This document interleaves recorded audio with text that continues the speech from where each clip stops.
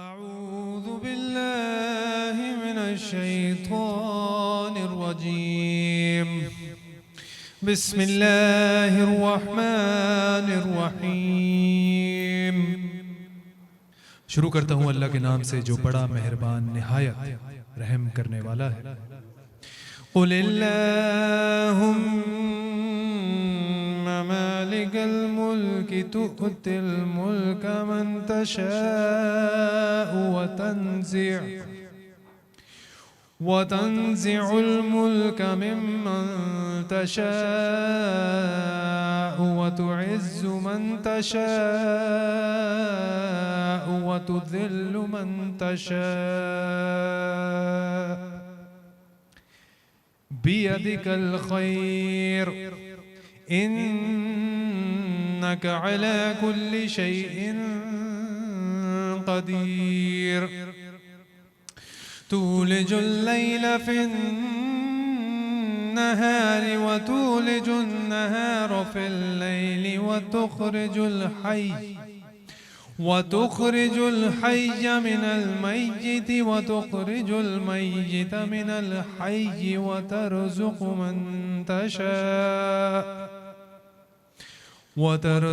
मन तशाअ बिग़ैरि हिसाब।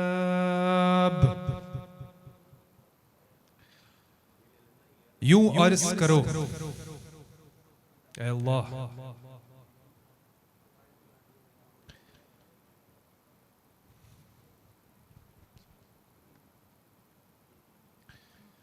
यूं अर्ज़ करो ऐ अल्लाह,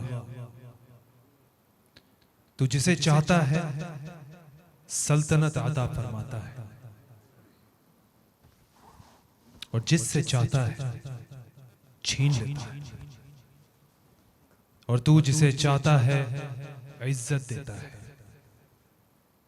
और जिसे चाहता है जिल्लत देता है। तमाम भलाई तेरे ही हाथ में है। बेशक तू हर शय पर कुदरत रखने वाला है। तू रात का कुछ हिस्सा दिन में दाखिल कर देता है और दिन का कुछ हिस्सा रात में दाखिल कर देता है। और तू मुर्दा से जिंदा को निकालता है और जिंदा से मुर्दा को निकालता है और जिसे चाहता है बेशुमार रिस्क अता फरमाता है। सदक़ल्लाहुल अज़ीम।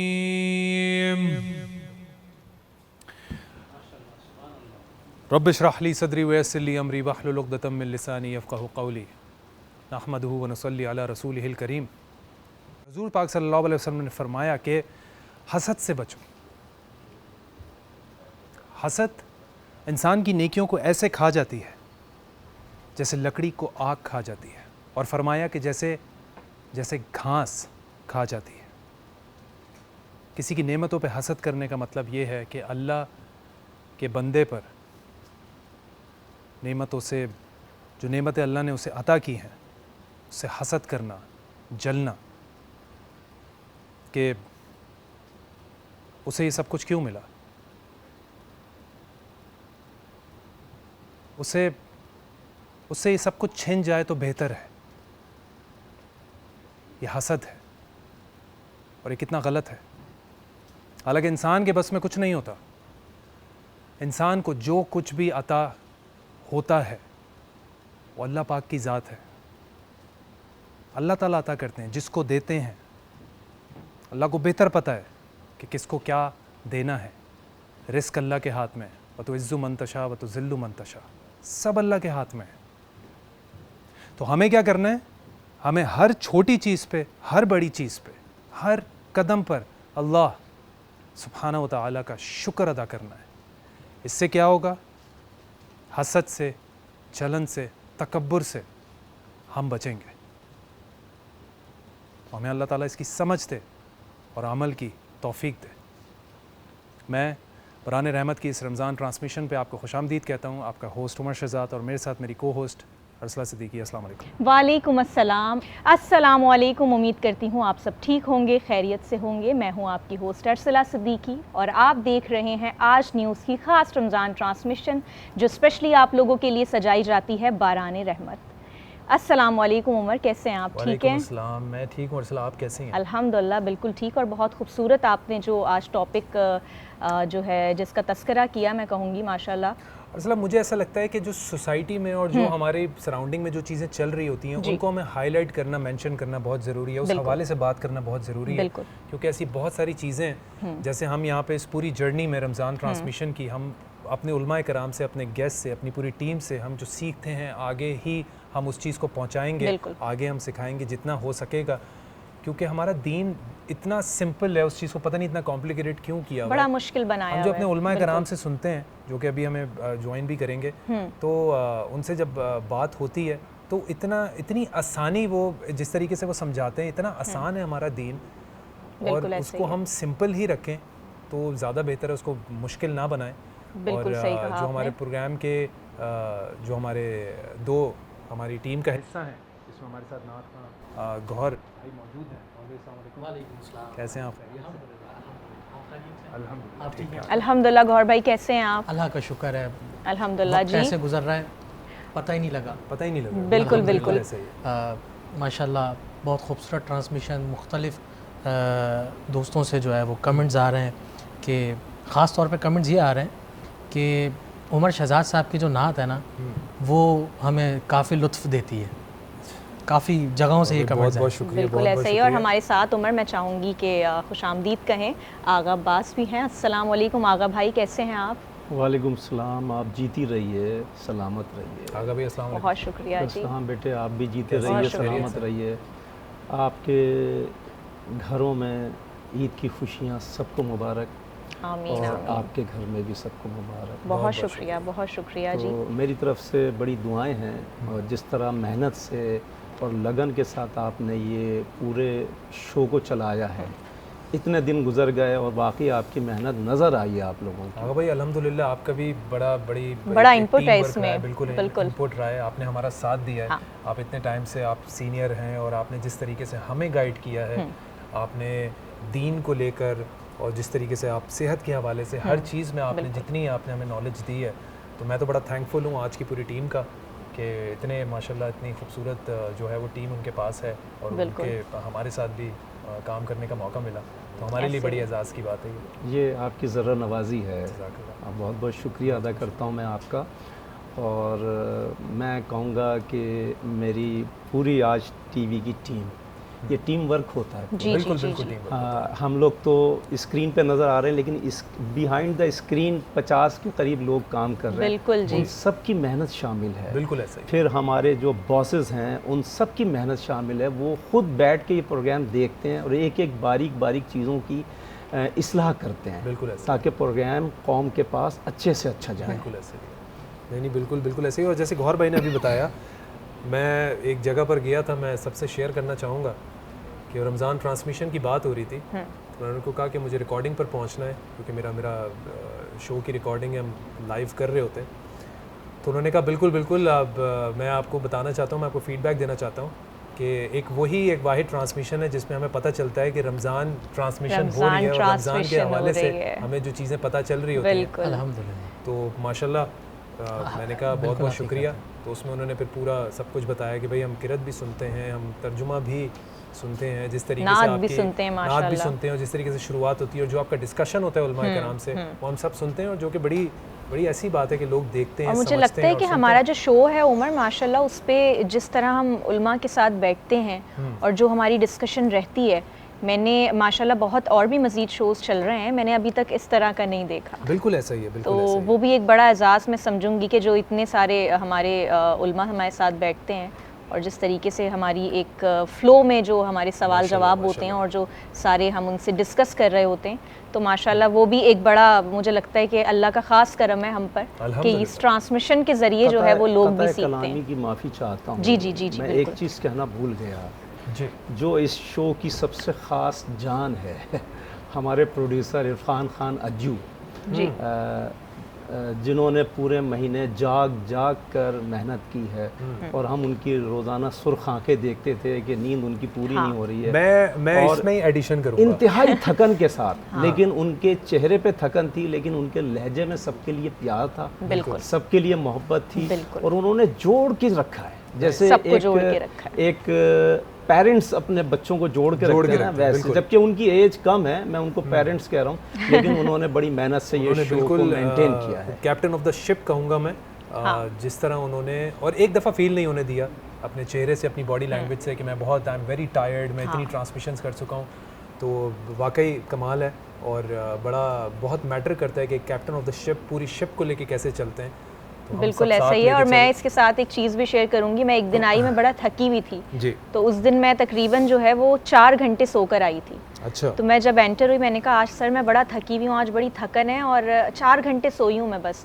तो फिर जब उन्होंने मुझे बताया ना कि मैं तो सोया ही नहीं हूँ, और उनकी आंखें सुर्ख हुई हुई थी, तो मुझे बड़ा अफसोस हुआ, और मैंने कहा कि मेरी थकन तो कुछ मैटर ही नहीं करती, जो आप माशाल्लाह मतलब यहाँ पे इतनी स्ट्रगल डाल रहे हैं, इतना इनपुट डाल रहे हैं। सबकी मेहनत है, सबकी मेहनत है, बिल्कुल। सबसे ज़्यादा इरफान खान अज्जू की मेहनत है जो यहाँ पे नज़र आती है। बिल्कुल ऐसे। स्टेज पे जो कुछ नज़र आ रहा है उसमें बेहतरीन एनर्जी हमारे अज्जू की है माशाल्लाह, इसमें कोई शक नहीं है। बिल्कुल ऐसे। आज क्या सुना रहे हैं आप? मैं सुनाऊँ? आप सुनाएंगे? बिल्कुल। ऐसा तो नहीं है ना कि हम पहले रमज़ान से अब तक पहुँचे हैं तो आज आप स्किप कर जाएं। आप जो कहेंगे। मैं चाहता हूँ कि मुझे जो आपकी तो सारी परफॉर्मेंस बहुत अच्छी लगी हैं। एक हमने साथ किया था कोई तो है जो निज़ाम हस्ती, लेकिन आज मैं ये ख्वाहिश ज़ाहिर करूँगा, ये आप पढ़ें लेकिन पूरा पढ़ें, और अच्छा। जिस अंदाज़ में आपने पढ़ा था तो मैं चाहता हूँ उसी अंदाज़ में आप जो है इस कलाम को मुकम्मल पढ़ें। और जब आप लोग पढ़ लेंगे तो आज एक नात मैं भी सुनाऊंगी। अल्लाह अकबर। जिसकी कोई तैयारी नहीं है, जिसका कुछ सोचा भी नहीं है, लेकिन सुनाऊंगी, कोशिश करूंगी इंशाल्लाह। कि 2 शार सुनाऊंगी। क्या इंशाल्लाह। बहुत चलें जी, हम सपोर्ट करेंगे आपको इंशाल्लाह।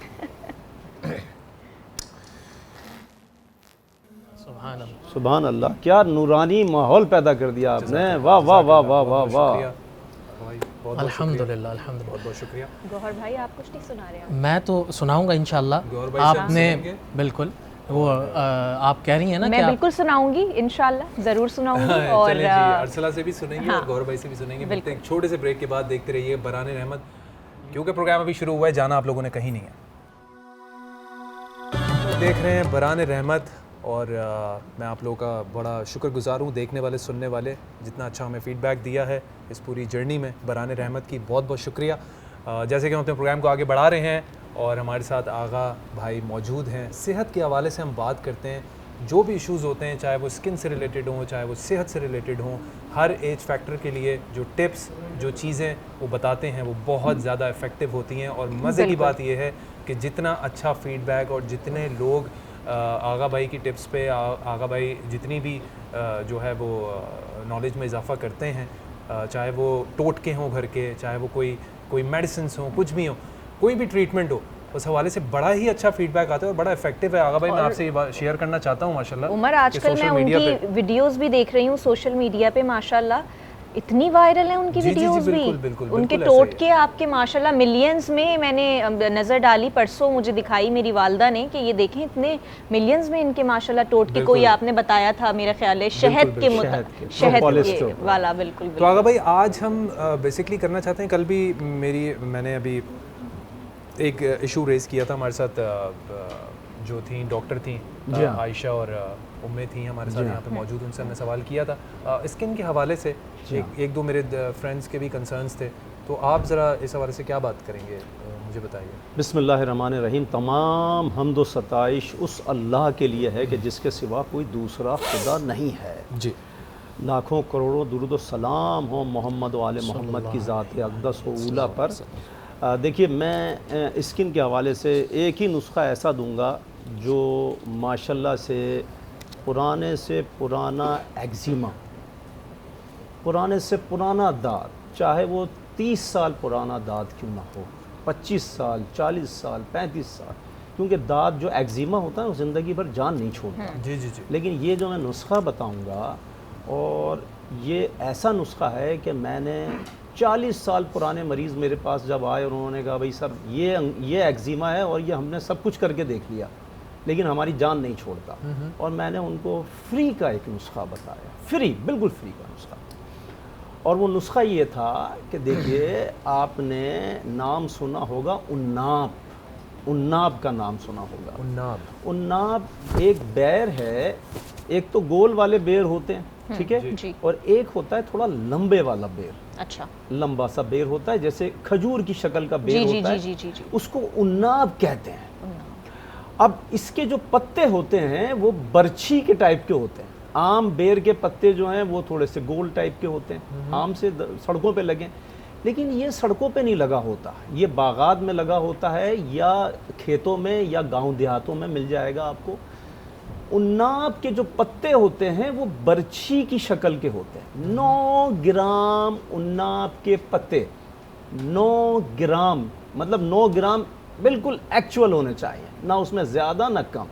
9 ग्राम उन्नाब के पत्ते आपने पहले दिन 2 कप पानी में स्टील के भगोने में उबाले, और जब 1 कप पानी रह गया उसको छान कर निथार के निकाला आपने, और बिस्मिल्लाहिर्रहमानिर्रहीम या शाफ़ी या काफ़ी कह के आपने पी लिया, घूंट घूंट करके, पहले दिन।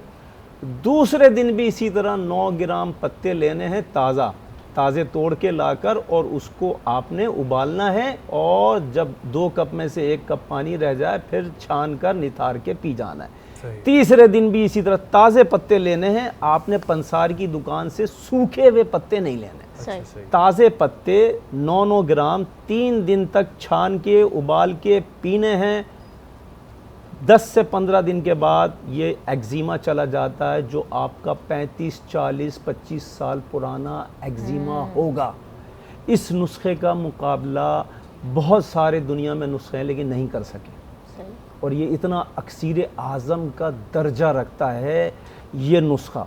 इसके अलावा जो छोटी मोटी ख़ारिश लोगों को होती है, अगर वो नीम के दरख्त का शहद ले लें, नीम के दरख्त पे जो शहद लगता है वो शहद ले लें, और उसमें अदरक का पेस्ट, देसी अदरक का पेस्ट, 1 चम्मच शहद, 1 चम्मच देसी अदरक का पेस्ट, दोनों चीज़ों को मिला लें, और मिलाने के बाद जहाँ जहाँ ख़ारिश है, जहाँ जहाँ दाने निकल आए हैं, वहाँ वहाँ लगा लें। नीम के पत्ते तो वैसे भी जब चिकन पॉक्स वगैरह होते हैं तो कहा जाता है ना कि आप नीम के पत्तों से जो है खारिश करें। हाँ, लेकिन बेटा देखो, नीम के दरख्त पे जो शहद लगा होता है ना, उसकी बड़ी खुसूसियात है।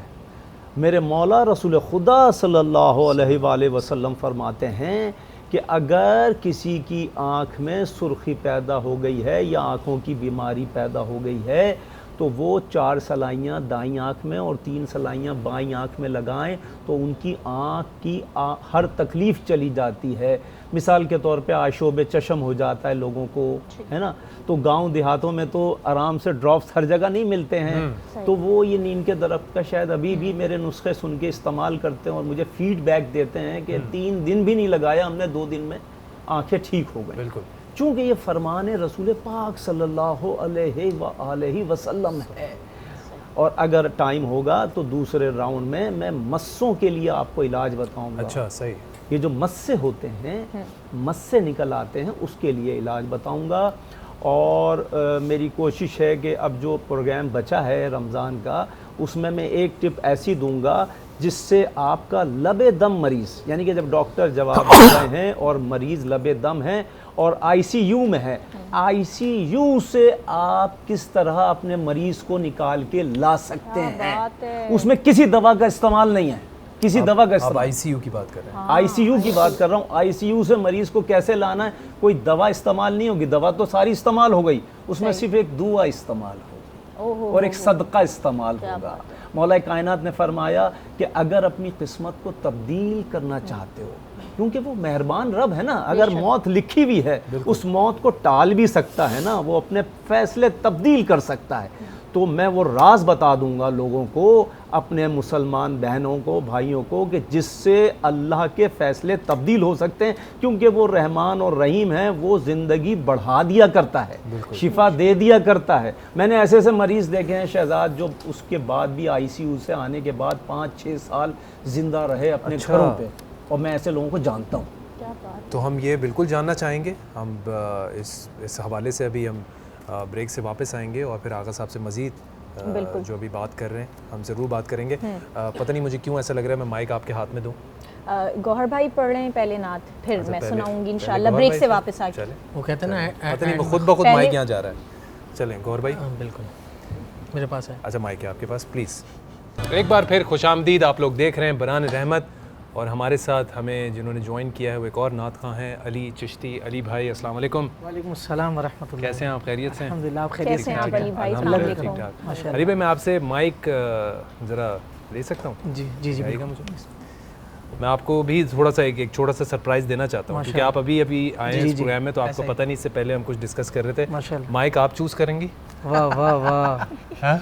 आज अरसला पढ़ेंगी माशाल्लाह। या दोनों माइक में भी आप पढ़ अपनी सकती हैं। मर्जी से लो यार ये तो मैं कैसे मिस कर वाकई में सकता हूँ? अरसला माशाल्लाह। माइक ले बेटे लेती अपनी हूँ। मर्जी ये मेरे से लेना। कपड़ों में मैच हो रहा है। हाँ बिल्कुल, ये अच्छा लगेगा। हाँ बस ठीक है।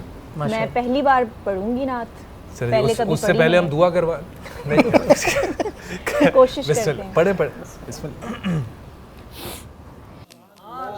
मेरी आंखें बंद थी, मुझे नहीं क्या पता मैंने बात कैसा है, क्या ही उमर बात है, बताएंगे। क्या ही बात बारगाह है। इलाही में मैं तो मकबूल बस शिवरिंग उमर। मकबूल है। मैं तो बस इतना सुभान बोलूंगा, अल्लाह। फिर हर इधर आइए, इधर आइए, मेल होस्ट को सलमान। ऐसा ही होना माशाल्लाह, चाहिए। माशाल्लाह। एंड में आपकी फीमेल होस्ट भी ऐसी ही ना ये देखिए मेरे हाथ अभी तक। अब समझ लीजिए मैंने दरवाजा खुल पहली- गया, अब आप नात ख़्वां बन गई हैं मैंने माशाल्लाह। पहली बार नात और हर पढ़ी है। हुजूर का देखें, उम्मती। मैं ये अर्ज कर रहा हूँ, बारगाह इलाहिया में मकबूल है इनका माशाल्लाह, कलाम। माशाल्लाह। माशाल्लाह, यहाँ रुला दिया, पूरा स्टाफ रो रहा है Yes, and हमारा। I'm proud of my co-host। और मैं बताना चाहता हूँ कि नेक्स्ट जो नात पढ़ेंगी वो जगह आपके लिए वहाँ पे वाह वाह। मुकर्रर है, आप वहाँ पे नात नहीं पढ़ेंगे। उमर भाई, बिल्कुल, उमर क्यों नो नहीं? डाउट पहली दफ़ा अगर इन्होंने पढ़ा है जी, मैंने तो पहली बार पढ़ी। बहुत लाजवाब पढ़ा है। स्कूल लाइफ में भी कभी सच में मुझे नहीं पता, मैं देखूंगी बाद में। pronunciation की भी कोई मेरी गलती आवाज़ नहीं, कांप बहुत रही अच्छा थी पढ़ा। डर से और मेरी अभी तक शिवरिंग हो रही है। नहीं नहीं, बहुत बहुत अच्छी अच्छा पढ़ी। असल में असरात भी तो आ रहा है ना बराबर में आपके जी बैठे बिल्कुल। देख रहे हैं माशाल्लाह। और मेरा ये दिल ही ये कर जो रहा कलाम उमर को पढ़ते हैं देख के पढ़ने का। मैंने कहा कितना खूबसूरत पढ़ते हैं, मैं भी पढ़ती हूँ थोड़ी नहीं, बहुत बहुत अच्छा, बहुत अच्छा। नहीं नहीं, बहुत बहुत अच्छी लेकिन उमर बात ने है। तारीफ की है बिल्कुल, तो नहीं, शायद यकीनन कुछ बहुत अच्छा अच्छा। पढ़ा हो। ये हमारे बहुत ही उस्ताद अच्छा हैं। पढ़ा है। नहीं नहीं यार, बस इसको ये continue तो clip रखिएगा आपने इंशाल्लाह। लाजमी आपने डालनी है और मैं भी बिल्कुल, इस चीज़ मैं को- ये आपको जो है वो कोलैबोरेशन भेज दूंगी। बिल्कुल, प्लीज डू दैट। इसको कंटिन्यू रखिएगा आप इंशाल्लाह। जी जी इंशाल्लाह, इंशाल्लाह दो इंशाल्लाह। बुजुर्गों का कहना है कि आपकी नात बहुत अच्छी है, तो समझ लें कि सनद मिल ये गई। बिल्कुल आप अल्हम्दुलिल्लाह। लोगों का एहसास है, माशाल्लाह। बिल्कुल बहुत शुक्रिया। मैं माशाल्लाह, चाहूंगी हम माशाल्लाह। शो को आगे बढ़ाएं क्योंकि मैं इससे ज्यादा खुद के बारे में बात नहीं कर चलिए, बड़ा बड़ा हमारे लिए बड़ा सरप्राइज था ना ये, और बड़ा अच्छा सरप्राइज था। It was very positive. जी आगा भाई, आप कुछ जी। बता रहे थे। देखिए, मैं अर्ज़ करूँगा कि मुझसे सवालात पूछे गए फेसबुक पर, मुझसे सवालात पूछे गए व्हाट्सएप पर, और मैं कोशिश करता हूँ कि रोज़मर्रा की ट्रांसमिशंस में उन सवालों के जवाबात दूँ। जी जी तो मस्सों के हवाले से, ये जो चेहरे पे, हाथ पैरों पे मस्से निकल आते हैं, उसके हवाले से मुझसे किसी आलिम दीन ने पूछा एक सवाल कि भाई आप उस पर डिस्कस क्यों नहीं कर रहे हैं। तो हमने कहा भाई इस पर हम कर लेंगे आज बात। तो देखिए, बहुत ही आसान नुस्खा बताता हूँ। ये जो खट्टे सेब होते हैं, जिसे हम ग्रीन वाला सेब कहते हैं, खट्टा सेब जो होता है उसका रस निकाल लीजिए, और उसका रस निकाल के जहाँ जहाँ मस्से निकले हैं उन मस्सों पर आप रोज़ाना दिन में 2 से 3 बार रुई से थोड़ा थोड़ा उस पर लगाना शुरू कर दीजिए। अच्छा, तो 8 से 10 दिन, 15 दिन, 20 दिन में वो छोटे छोटे पीसीज होके वो मस्से ख़त्म हो जाते हैं। और ये जो खट्टा सेब होता है ना, देखिए सस्ता भी ये मिलता है, जबकि वैल्यू इसकी सबसे ज़्यादा है। लोगों को ये नहीं पता कि वो जो लाल वाला सेब है उससे कहीं ज़्यादा फ़ायदेमंद ये खट्टा सेब है। मैं खट्टा ये कहने सेब, वाली थी सस्ता मिलता है। खट्टा सेब ग्रीन वाला होता हाँ, है। ग्रीन ग्रीन वाला, वाला। हाँ। इसका फ़ायदा सबसे ज़्यादा क्यों है मैं बताता हूँ। आपने सुना होगा कि बुखार उतर जाता है सेब खा के। ये वही ग्रीन सेब है जिससे बुखार उतर जाता है। लाल वाला सेब खाएंगे बुखार देर से उतरेगा, और ये जो खट्टा वाला सेब है, ग्रीन सेब है, इससे बुखार जल्दी उतरेगा। सुबह फजर के टाइम पे नमाज फजर पढ़ने के बाद एक सेब को धोकर, ग्रीन सेब को धोकर आप उसको बिस्मिल्लाह करके खा लीजिए। आपके जिगर की गर्मी और मैदे की गर्मी को कम करेगा, जिससे बुखार उतर जाएगा। और वो जो एक इंग्लिश का से है कि an apple a day keeps the doctor away, हाँ। जी हाँ, तो वो जी ऐसा ही है। एक और नुस्खा बताता हूँ। ये जो सफ़ेद वाली प्याज होती है, सफ़ेद वाली प्याज का रस निकालने के बाद वो भी आप रुई के फाय से अगर मस्सों पे लगाना शुरू कर दें तो उससे भी मस्से ख़त्म हो जाते हैं। और एक हमारे पड़ोसी मुल्क का एक बहुत ही मशहूर नुस्खा है जो मैं यहाँ अर्ज़ किए देता हूँ। ये जो तिल होते हैं, सफ़ेद वाले तिल और ब्लैक वाले तिल, दोनों तिलों को मिलाइए और इन तिलों को मिलाने के बाद ये जो साबुत धनिया होता है, साबुत धनिया का पेस्ट बनाइए, इसमें मिक्स करके वो पेस्ट मस्सों पे लगाइए, तब भी मस्से झड़ जाया करते हैं।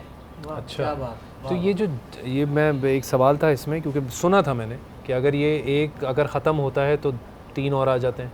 हाँ, ऐसा भी होता है? हाँ, अगर आपने ये सवाल पूछ लिया तो मैं इसका भी जवाब, हाँ बिल्कुल सही कह रहे हैं, मैं इसका जवाब भी देना चाहूँगा। देखिए, एक रमज़ान से पहले हमने एक चीज़ का जिक्र किया था, बल्कि प्रोग्राम किया था मॉर्निंग शो में। एक दरख्त की गोंद है, कुंदर, गोंद कुंदर। गोंद कुंदर च्युइंगम की तरह अगर आप चबाएं तो वो आपके खून को बहुत तेज़ी से साफ़ करती है जी। और जब तेज़ी से खून को साफ़ करती है तो वो जो मस्से झड़ जाते हैं वो दोबारा नहीं निकलते। माशाअल्लाह। आप मस्सों के लिए वो चीज़ें लगाते रहें। इधर गोंद कुंदर सिर्फ आप 3 से 4 दाने उसके छोटे छोटे लीजिए, मुंह में रखिए और च्युइंगम बन जाएगी ओनली 10 सेकंड में। अच्छा। और हल्की सी तलखी होती है उसमें। तलखी से मेरी मुराद ये है, मैं तुरशी नहीं कह रहा, तुरशी कहते हैं खटास को और तलखी कहते हैं कड़वाहट को।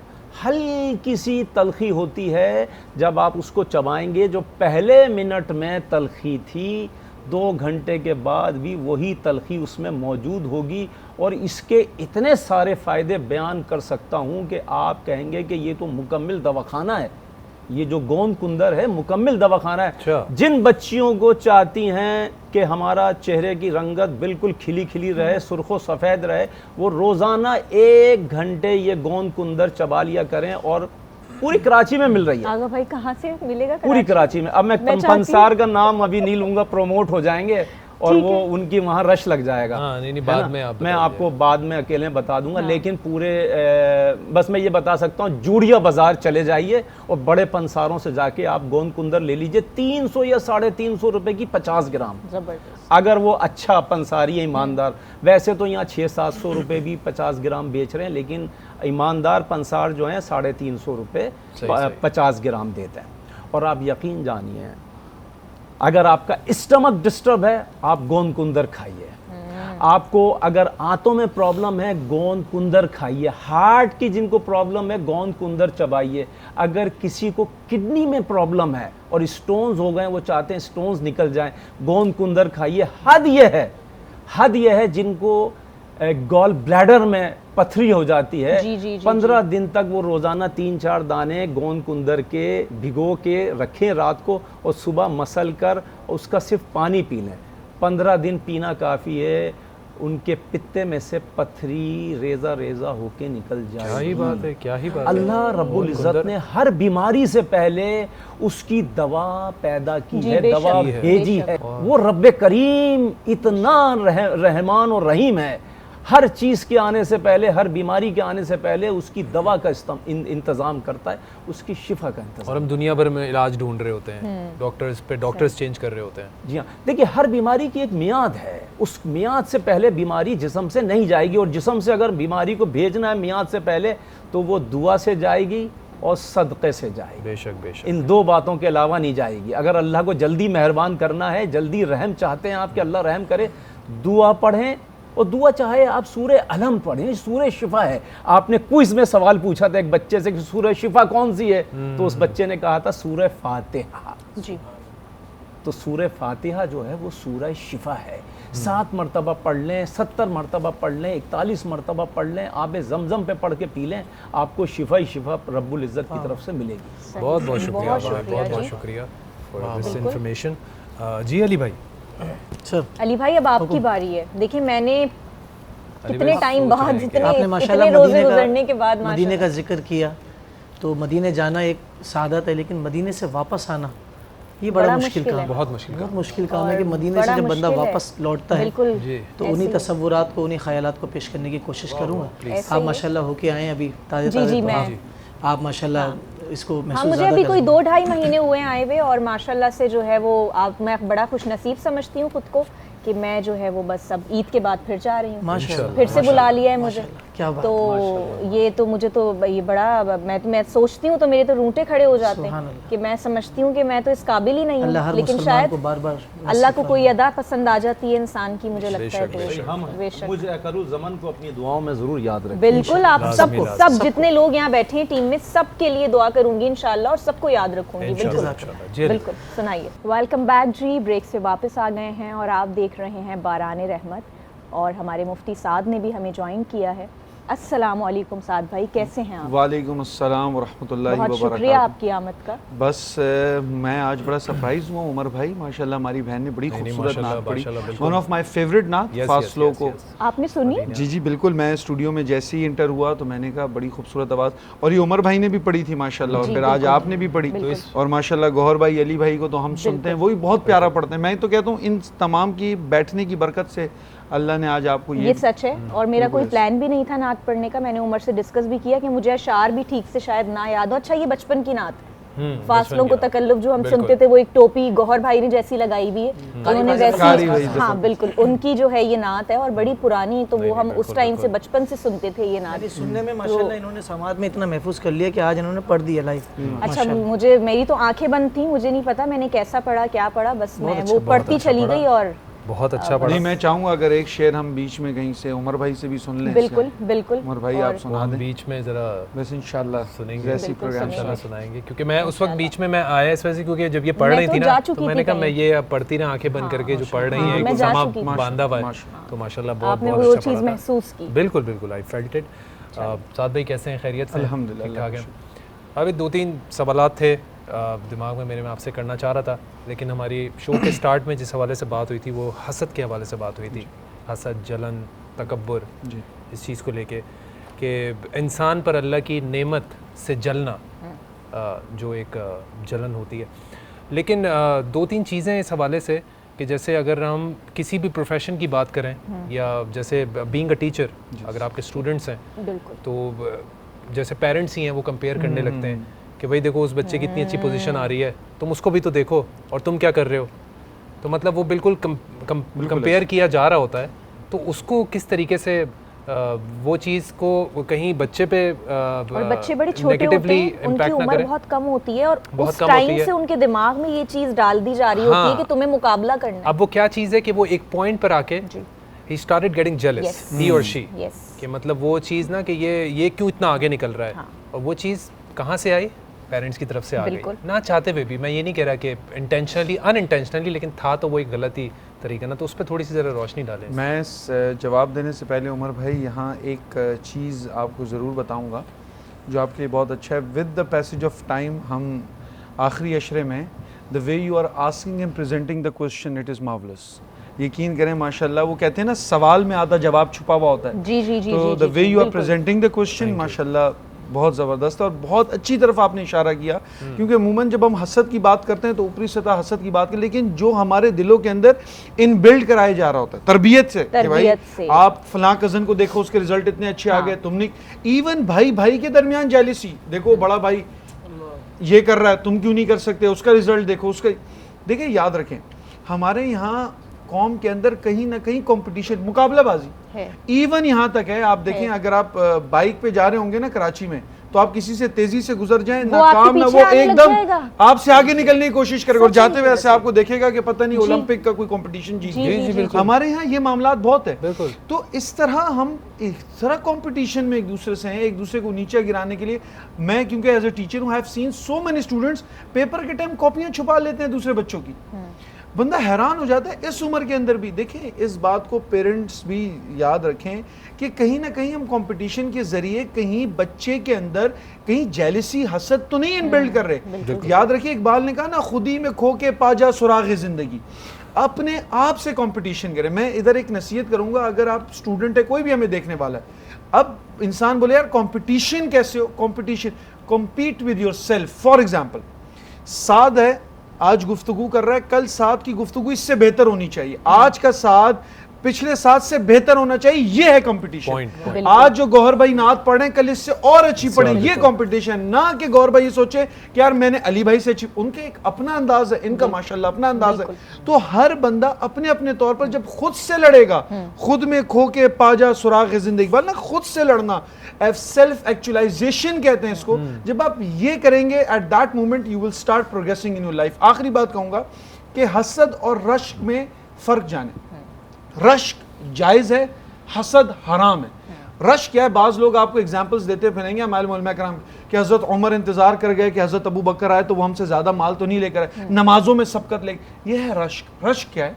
रश्क ये कि मैं उमर भाई को देखूँ वो बहुत अच्छी नात पढ़े, मैं कहूँ कि या अल्लाह मुझे भी तौफीक दे, मैं भी पढ़ लूँ। ये है रश्क। गौहर भाई बहुत अच्छा पढ़े, या अल्लाह मुझे भी तौफीक दे, ये रश्क है, ये जायज़ है, इसको तमन्ना के। हसद क्या है? उमर भाई पढ़ रहे हैं, ये कैसे पढ़ रहे हैं, ये ना पढ़े मैं पढ़ूं, बस मैं ही पढ़ूं, ये ना, ये हसद है, ये नाजायज है। तो फर्क समझे, अगर आप कोई काम एक अच्छा कर रहा है एक इंसान, अगर आप उसको देखकर उसको प्रेस करने के बाद वो करने की कोशिश करें, दिस इज रश्क, ये हसद नहीं होगा। हसद ये होगा आप चाहते हैं कि उससे वो चीज छिन जाए और मेरी पास आ जाए, तो ये हसद है। रश्क होना चाहिए, आगे बढ़ने की तमन्ना होनी चाहिए, बट मुकाबलाबाजी कंपटीशन में इस चीज को हमेशा मलूज़ है।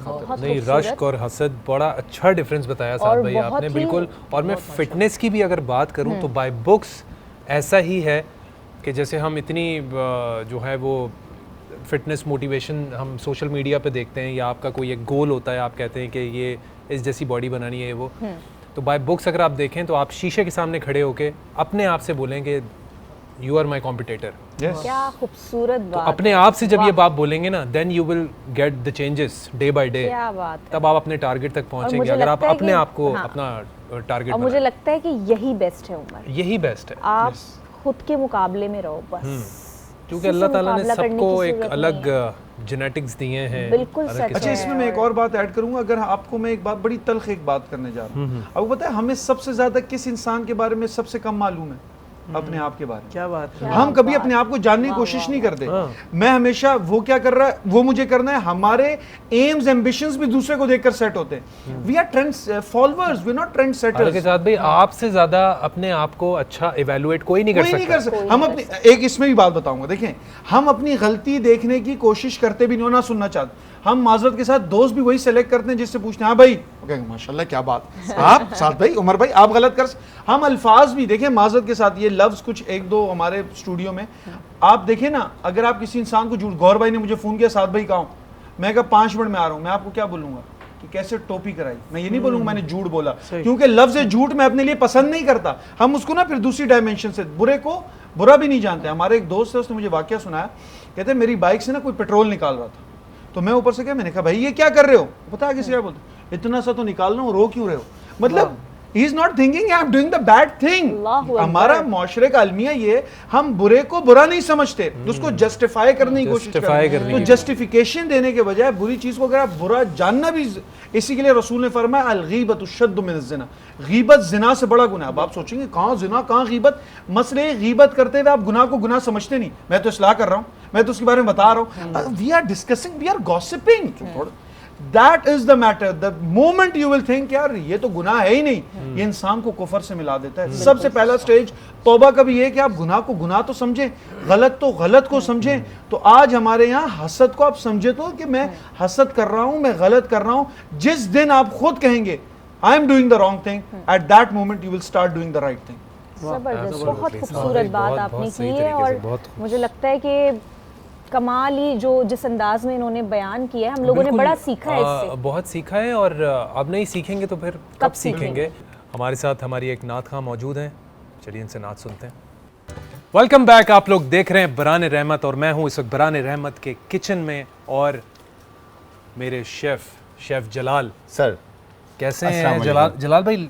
लुक एट यू, माशाल्लाह वाइट में तो आप ऐसी शाइन आउट करते हैं। तो देख ही नहीं रहा ना कोई। नहीं क्या बात कर रहे हैं, माशाल्लाह। थैंक यू, बहुत प्यारा लग रहा है। आप मैं भी उमर भाई से ही बात कर रहा था कि ये कलर आपका बहुत अच्छा लग रहा है आप पे। बहुत शुक्रिया, लेकिन आप माशाल्लाह रोशनी दे रहे हैं हमें, देखें वो मेरे लिए एक बल्ब एक्स्ट्रा हो जाएगा। और ये किचन में आपको पता है ये फ्रेम लग बहुत अच्छा रहा होगा, क्योंकि मैंने एक तो डार्क कलर में और आप बिल्कुल वाइट में, तो मस्ट बी लुकिंग भाई दोनों भाई मिलके जो है ना बेहतरीन सा करते हैं। यस यस आज बेहतरीन कुछ सा मिलके बनाए आप दोनों और कुछ मिलके बनाएंगे। लेकिन उससे पहले साद भाई अभी जो हम डिस्कशन कर रहे थे, अगर आपकी इजाज़त हो तो हम उसमें ज़रा बिल्कुल जलाल भाई को ज़रा हम शामिल करें।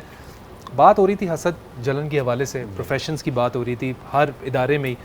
अब आप भी बीइंग अ शेफ़, कंपटीशन बहुत ज़्यादा है, बिल्कुल ऐसा तो ये चीज़ आप भी बहुत ज़्यादा फेस करते होंगे।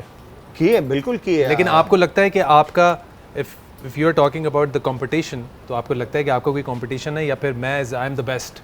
मैंने कभी भी ना हमने इंडस्ट्री के अंदर मतलब माशाल्लाह से 24 साल हो गए ज़िंदगी का एक अच्छा अरसा हमने मतलब मैंने स्टार्ट माय करियर इन 16, ठीक है, तो डिश वॉशिंग से स्टार्ट किया और फिर उसके बाद करते करते करते आज यहाँ पहुँच गए हम। तो बीच में एक टाइम ऐसा आता है जब इंडस्ट्री के अंदर आप काम कर रहे होते हो तो लोगों के साथ आपकी बाउंडिंग इतनी अच्छी हो जाती है कि आप उनको दोस्त कम भाई ज़्यादा समझने लगते हैं। बिल्कुल ऐसे ही है। मगर आपको नहीं मालूम होता कि कौन आपसे हसद कर रहा है, तो वो अल्फाज और उनका मिलना मिलाना आपको बताता है कि ये हसद है, समझ रहे, या ये आपसे जल रहा है। तो कहीं ना कहीं आपको तकलीफ होती है उस चीज़ से कि यार ट्रू, इस बंदे को मैं जिसको अपना भाई से बढ़कर चाह रहा हूँ या भाई से बढ़कर सोच रहा हूँ, वो आपसे हसद कर रहा है, ये चीज़ या आपसे जल रहा है। तो हुआ ये कि 2006 आई थिंक मेरे ख्याल से जब मैं होटल में जॉब कर रहा था तो मैं वहाँ से क्विट करके आगे चला गया दूसरी जगह पर। तो 2006 ही मतलब मुझे वापस ऑफर हुई वो जगह और मैं वापस रीज्वाइन किया। तो मेरा दोस्त जिसको मैं भाई की तरह चाहता था, तो उसने मुझे कहा कि यार तुझे कोई और जगह नहीं मिली नौकरी करने को, तो वापस क्यों आ गया? अगर वो मेरा दोस्त होता, अगर वो मेरा भाई होता, तो वो मुझे कहता कि यार तू आगे सीन ऑन है, मतलब अब हम दोनों मिलके बेहतरीन काम करेंगे। बजाय इसके कि उसने ये अच्छी बातें करने की, उसने मुझसे कहा कि तू क्यों आया वापस। मैं next day, very next day मैं नौकरी पे नहीं गया, मैं दूसरी जगह चला गया। अच्छा, तो कहने का मकसद ये है, हसद और जलन आपको कभी भी सक्सेस की तरफ नहीं लेके जा सकती। बिल्कुल ऐसा ही है। बिल्कुल सक्सेस हमेशा आपको पॉजिटिव जो थॉट है ना आपकी, वो आपको लेके जाएगी पॉजिटिव माइंडसेट के साथ। आपको पता है शेफ जलाल, आपकी इस बात को मैं फील कर सकती हूँ, मैं महसूस कर सकती हूँ। जो बात आपने की ना आपके दोस्त वाली, तो मैं खुद भी उस एक चीज़ से गुजरी हूँ आज से कोई 3 साल पहले, और वो मेरा एक सवाल भी है, तो वो मैं आपके सेगमेंट के बाद मुफ्ती साद से करूंगी। तो ये जो चीज़ आपने बताई ना, ये बड़ी तकलीफदेह होती है। जो आपका कोई दोस्त जिसको आप बहन समझो या आप जिसको जैसे आपने बताया भाई समझो, और आप उसकी लाइफ में उसके साथ बहुत करो भी, लेकिन आपका चेहरा बता रहा है कि आपको फील हुआ है, मतलब मैं वहां चली गई क्योंकि मेरी इस बात से खैर, लेकिन it's a part of life Arsala, and you grow as a person. Even discuss भी नहीं कर सकती। मैं सिर्फ इस चीज पे ये बोलूंगा, यू लर्न फ्रॉम इट। ठीक है, आज हम जहाँ पर आपको देख रहे हैं, आप यहाँ पर खड़े में अपनी मेहनत से, अपनी पूरी एक जर्नी से, जितने भी लोग आए, दोस्त भी थे, दोस्त अहबाब, जो कुछ भी होता है आप उससे वाकई सीखते हैं। लोगों को आपको सक्सेस होते हुए जब लोग आपको देखते हैं, मुझे ऐसा लगता है कि उनको ये लगता है कि यार ये क्यों आगे जा रहा है, बिल्कुल ऐसा ही। इसकी वजह क्या, वो ये नहीं देखते कि इसकी मेहनत कितनी है, इसने वक्त कितना दिया है, इसने अपने कितने लोगों को इग्नोर किया, अपने कितनी चीज़ों को इग्नोर किया, अपने सेहत को इग्नोर किया, अपने घर को इग्नोर किया, 10 चीज़ों को इग्नोर करके ये इस स्टेज पे पहुंचा है। ठीक है, मगर वो ये देखते हैं कि खाली ये आगे क्यों पहुंचा है। बिल्कुल ऐसा ही तो आपको इग्नोर करना चाहिए। नहीं, बिल्कुल सही बात है। और आखिरी बात, इस बात को हम एंड करेंगे वो यहाँ पर, कि जो आपकी कामयाबी होगी ना, वो 4 लोग आपके लिए वाकई खुश होंगे और वो आपको घर में ही मिलेंगे। जो 4 लोग, जो मुखलिस लोग होंगे, वो आपके लिए खुश होंगे।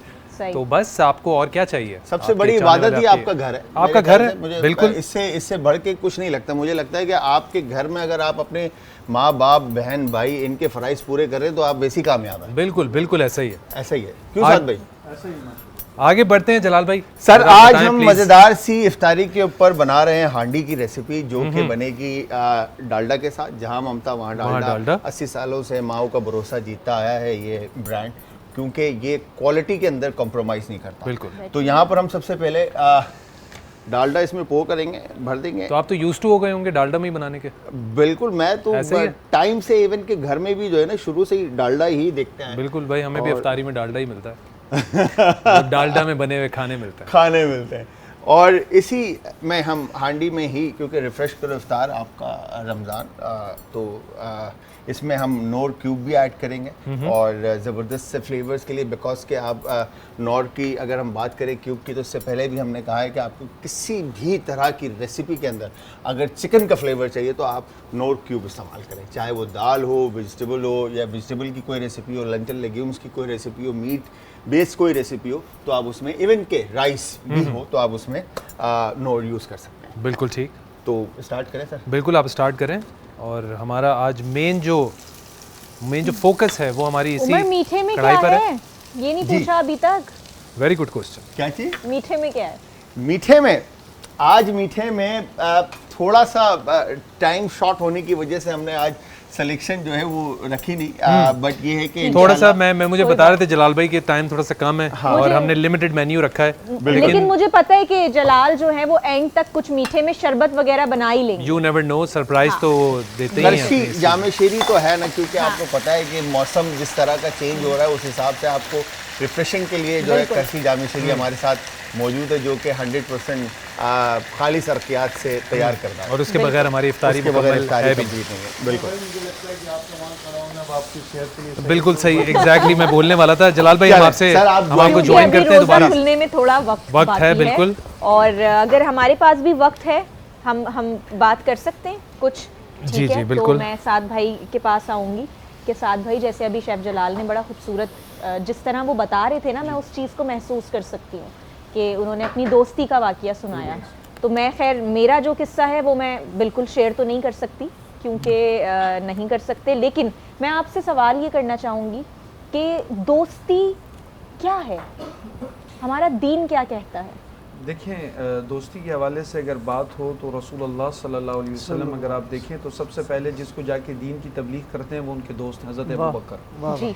जब मदीना हिजरत करना है, किसी को साथ लेकर जाना है, तो अपने दोस्त के दरवाजे पर जाते हैं, हज़रत अबू बकर को बताते हैं कि रात के अंधेरे में हिजरत कर, भरोसा किस पर किया? दोस्त पर। तो बात यह है कि हज़रत उमर फरमाते हैं कि इंसान अपने दोस्त के मज़हब पर होता है। तो हम जो दोस्त चुनते हैं ना, असल में कहीं ना कहीं मैं अगर एक बात कहूँ, कहीं ना कहीं हम अपनी दोस्ती भी अपनी प्रायोरिटी सेट करके चुनते हैं। कोई ना कोई बीच में मतलब होता है या कोई ना कोई मकसद के तहत। जब दोस्ती नाम ही बेलौस और बेगर्जी का है, जब आपका ताल्लुक किसी से बेगर्जी की बुनियाद पर जुड़ जाए। देखिए, बहुत मुश्किल बात करने जा रहा हूँ, हम हमेशा उस शख्स को दोस्त बनाना चाहते हैं जो हमारे हर मुश्किल में काम आए। हम जब भी उससे बात करें, अल्लाह रब्बुल इज़्ज़त ने आपको ऐसे रिश्ते घर के अंदर नहीं दिए। बाप चाहे जो भी हो, एट द एंड आपको डांटे आपके साथ खड़ा रहे, आपकी माँ, आपका भाई, भले दिन भर लड़े, लेकिन जब काम होगा आपका भाई आपके साथ हो, आपकी बहन आपके साथ। क्यों? उनसे ताल्लुक हमारा बेगर्जी का है। मेरा भाई मेरी बेमकसद मदद करेगा, मेरी बहन मेरी बेमकसद मदद करेगी, मेरा वालिद बगैर मकसद के मेरी। लेकिन जब हम ये चीज़ अपने दोस्तों में ढूंढने जाते हैं तो वो मसला हो जाता है।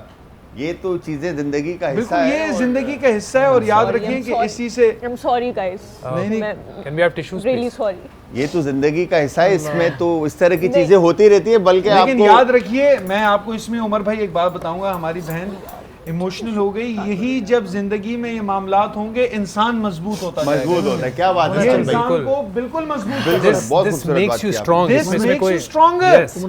याद रखिए कि वो इकबाल ने कहा ना, दिल शिकस्ता हो तो अजीज तर, जब तक आपका दिल टूटता नहीं है तो वो अजीज तर नहीं होता। क्या बात है, क्या दिल होता ही वो जो एक बार टूट के फिर बनता है। तो बिल्कुल ऐसा ही है कि अगर आपके साथ जिंदगी में धोखा हुआ, आपके साथ जिंदगी में कोई मामलात हुए, तो बेहतरीन इंसान वो है जो कैरी फॉरवर्ड करे, आगे चले, तो वो बेहतरीन मुझे मैं इस पे जो है कलाम कहता हूँ।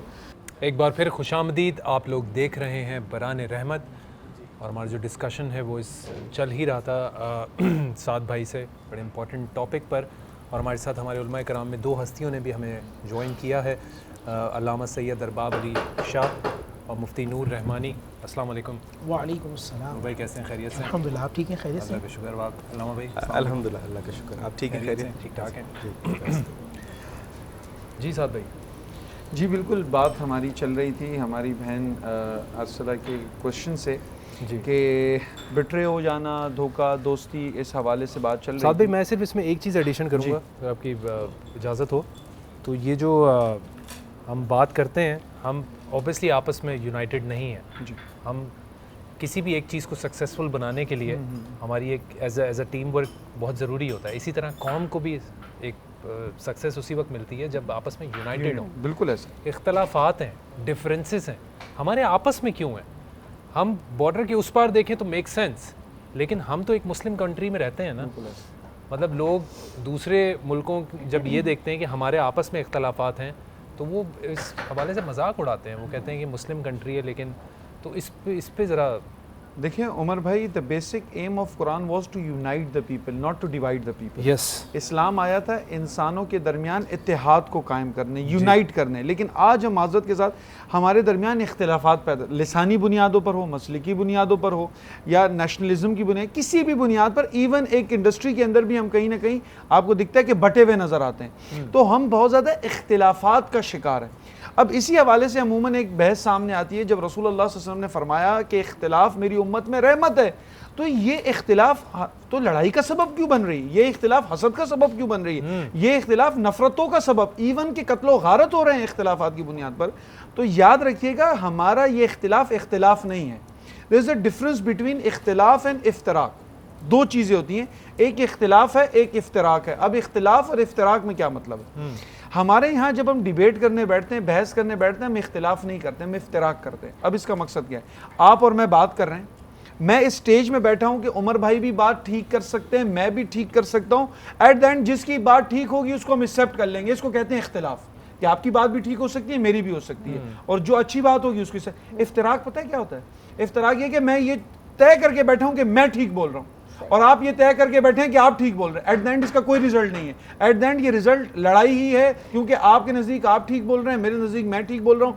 आई won't accept your opinion, you will not accept my opinion. तो जहां डिफरेंस ऑफ ओपिनियन है ना, तो वहां एक की ओपिनियन को अच्छा या सही समझा, अगर नहीं भी समझते तो आप किसी की ओपिनियन को उसकी ओपिनियन रहने भी दें। जरूरी नहीं है कि उसको चेंज करवाएं, नहीं, मैं जो कह रहा हूं। तो इस चीज को देखें, हम असल में इख्तिलाफ के ग्राउंड्स को भी नहीं समझते। दूसरी बात, फॉर एग्जाम्पल आपको एक इंसान की इल्मी बुनियादों पर इख्तिलाफ है, जैसे फॉर एग्जाम्पल अगर मेरी किसी आइडियोलॉजी से अलामा साहब को इख्तिलाफ हो, तो मेरी शख्सियत से इख्तिलाफ नहीं होना चाहिए कि मैं आऊँ तो सलाम भी ना करें कि भाई इसका तो इख्तिलाफ भी देखें, if you have complications regarding his ideologies तो उसको वहीं तक रखें। सही है, इल्मी बात हो तो आप इख्तिलाफ करें, नहीं तो खाएं पीना सब साथ ही है। तो इस चीज़ को देखें, असल में हमें ना इख्तिलाफ करने का तरीका आता है, सही है, हम उसको लड़ाई झगड़े नफरतों में बांट लेते हैं। तो ये एक बहुत बड़ा प्रॉब्लम है हमारे अलमिया है। इसी तरह लिसानी बुनियादों पर जब हम आगे बढ़ते हैं, तो मेरी वही बात जो मैं पिछले दिनों भी कह रहा था, वी पीपल आर एक्सट्रीमिस्ट।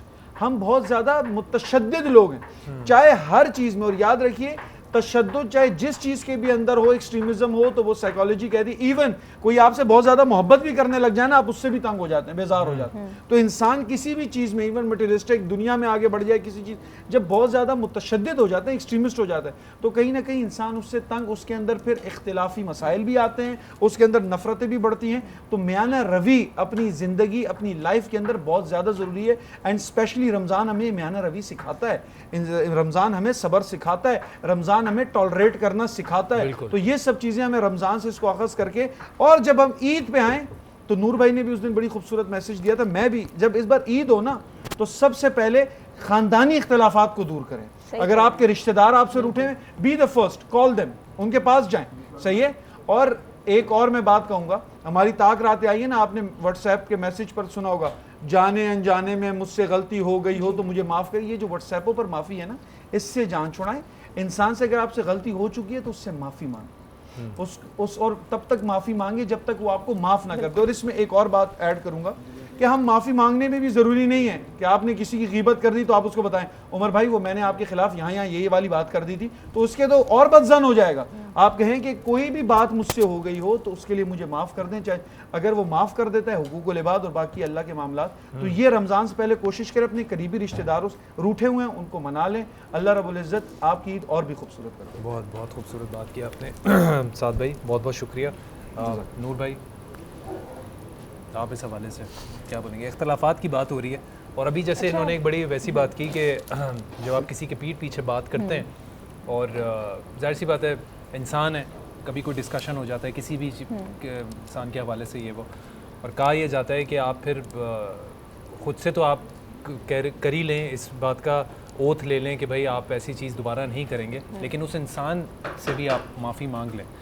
लेकिन आपको क्या लगता है कि अगर हम उस इंसान के पास जाएं और हम उस इंसान से कहें कि भाई तुम्हारे बारे में जो भी मैंने ऐसी बात की थी, तो वो तो उस चीज़ को नेगेटिव नहीं ले लेगा कि तुमने मेरे बारे में बात की थी, तो वो तो और अगेंस्ट हो जाएगा। चीज़ों पे तो लोग रिश्ते ख़त्म कर देते हैं या वो इस चीज़ को पॉजिटिव तो नहीं लेगा।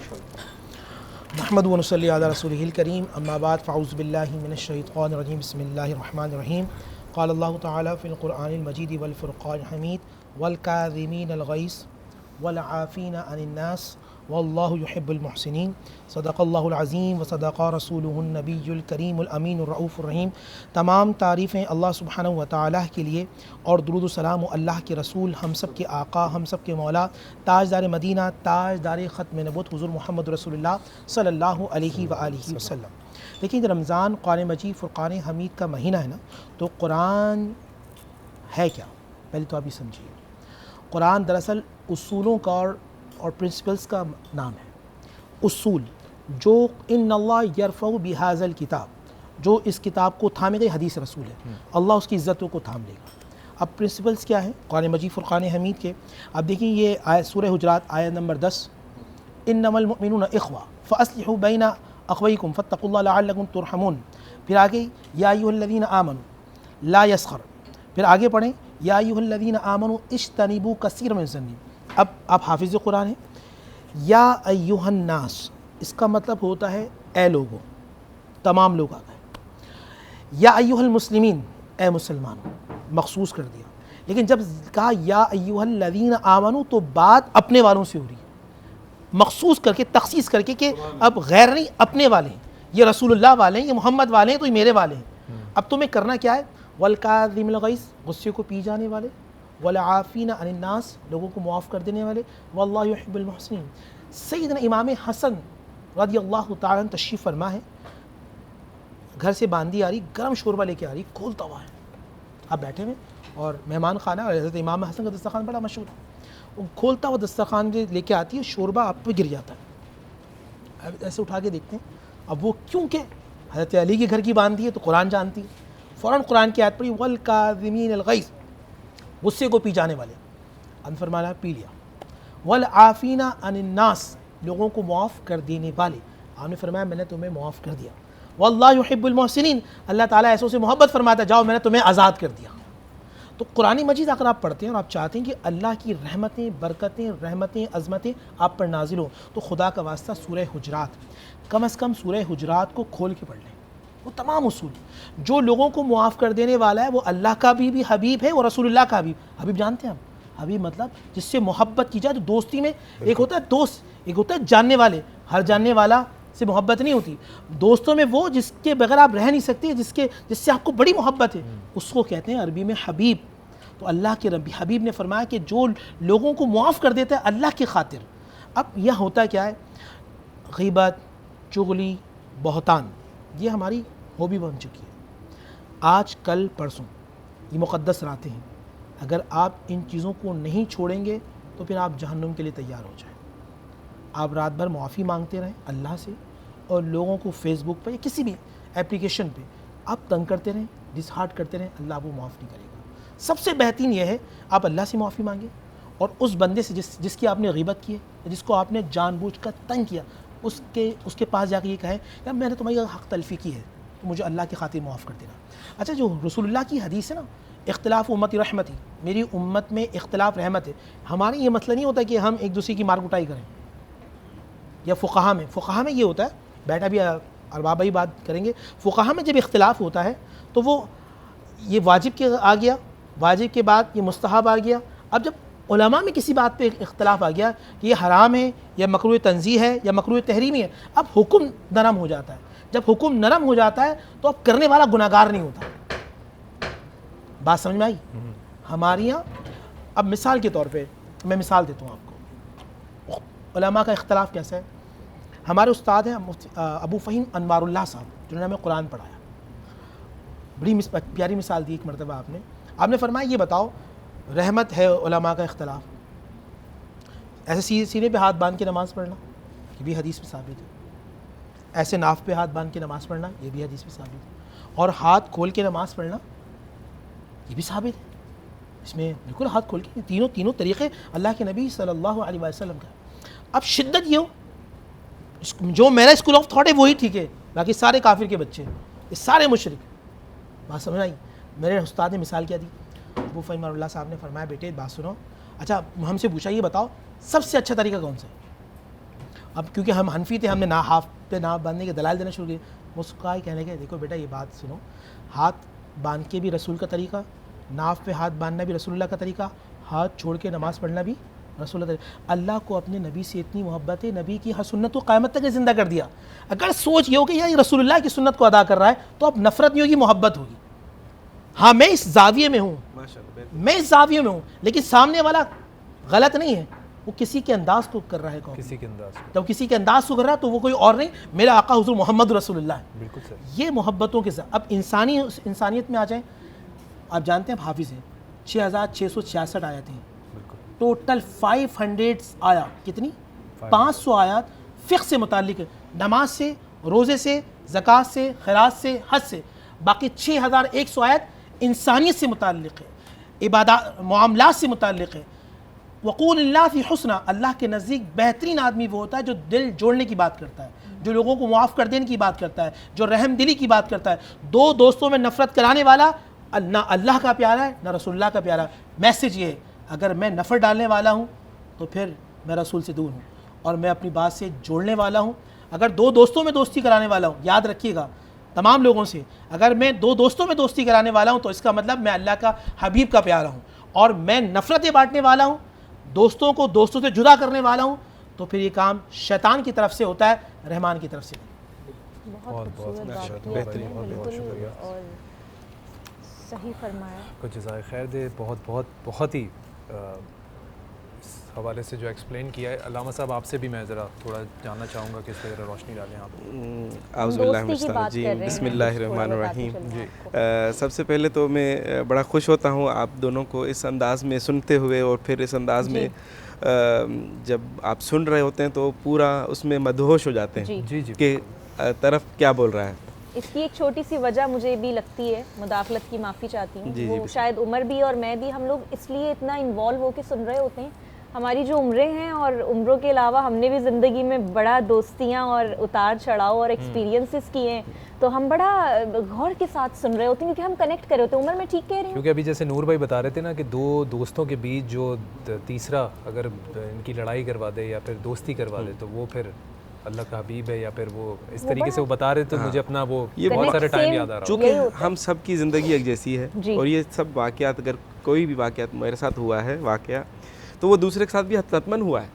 ऐसा नहीं है कि हम किसी दूसरे प्लेनेट से आए हैं, वो ये चीज़ें वहाँ नहीं होती थी। बिल्कुल ऐसा ही है। वो हम ये बात भी निकली कुछ इसी तरह थी कि वो शेफ जलाल अपना किस्सा कुछ शेयर कर रहे थे, तो वहाँ से बात निकली और फिर वहाँ से यहाँ तक पहुँच गई। और शायद आप देखेंगे, सबसे पूछें जितने अफराद यहाँ मौजूद हैं, 80% लोगों के साथ ये मसला हुआ होगा। बिल्कुल ऐसा ही है। ठीक है, तो चूँकि हम सब लोगों के जो ये मसाइल हैं एक दूसरे के साथ जुड़े हुए हैं, और न फ़कत ये इस ज़माने में ये मसाइल आ रहे हैं, हज़रत आदम से लेकर आज तक आप देखें ये हसद वाला अंसर जो है, जब अल्लाह ने फ़रिश्तों से कहा कि आदम को सजदा करो, तो ये इब्लीस ने सजदा नहीं किया। किस वजह से? इसी हसद की वजह से कि मैं इससे अबतर हूँ, मैं इससे बालातर हूँ, मैं इसको सजदा किस तरह करूँ।